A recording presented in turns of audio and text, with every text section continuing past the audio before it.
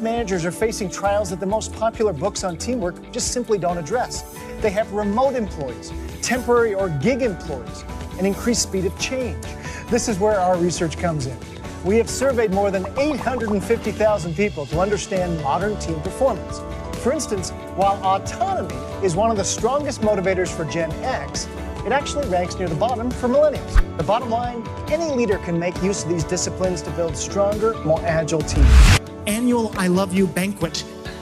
Could you commit to that once a year? If this great boss asked you to take on an extra assignment or take on an extra shift, would you have done it for him? Definitely. Definitely. There are days going in where I would just take my hand off the steering column of this old Norton motorcycle and say, yes, I get to go into work today. That's how excited he was. That's culture. So there's an old Aesop fable that says it's better to lead with a carrot than it is with what? Stick, exactly right. Nicely done.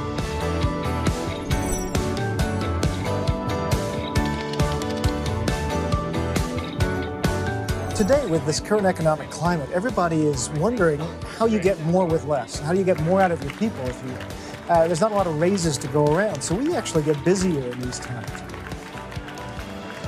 The great organizations recognize their people and move themselves forward by setting very clear goals and recognizing people when they achieve those goals. It sounds simple, but rare is the organization that actually does that.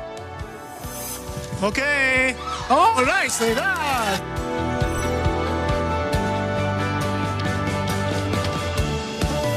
As we're trying to attract people to come work here, as we're trying to retain people and get them motivated, we're going to talk a little bit about that idea, about recognition, about rewarding our people. We're also going to talk about motivating our people, what it is individually that motivates them. Obviously, impact. We're going to talk a lot about impact and mission. The point is this, great teams root for each other.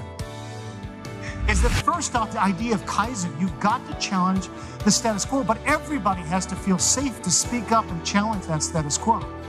So one of the organizations we saw this work with recently is called Bell Helicopter. 80-year-old Bell Helicopter. Mitch Schneider took over in 2015, started with the company as a junior engineer and had 15,000 employees.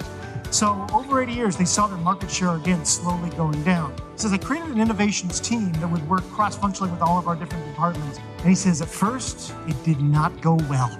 He says, so I realized we got to change things up. He says, I brought my group together. He says, guys, we got to create a safe place. He says, first off, anyone on our team can ask questions or make suggestions without fear of looking stupid. There's no dumb idea. In fact, one of the things he said is that we have to use a piece of every idea. That can be really difficult.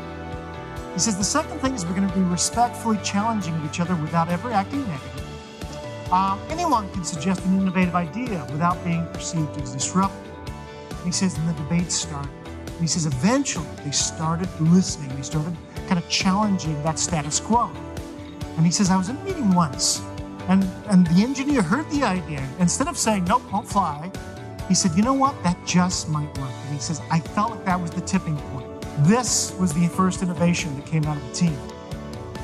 He says, we have more orders for this. We are going to be building plants around the world. And this is just the first innovation that came out of this team. It's called the FCX001. Why? Because we weren't afraid finally to challenge the status quo and push ourselves. And so now they're growing again.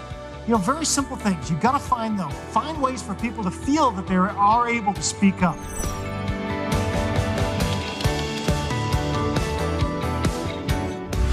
Answers we seek are really simple as you begin this process of defining who you are as a company. Where are we going?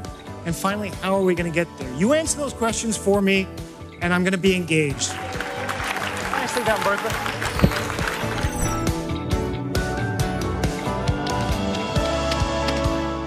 Today, I'm going to tell you about some of the organizations we've had a chance to work with over the last 20 years as we've been studying and researching this idea of culture.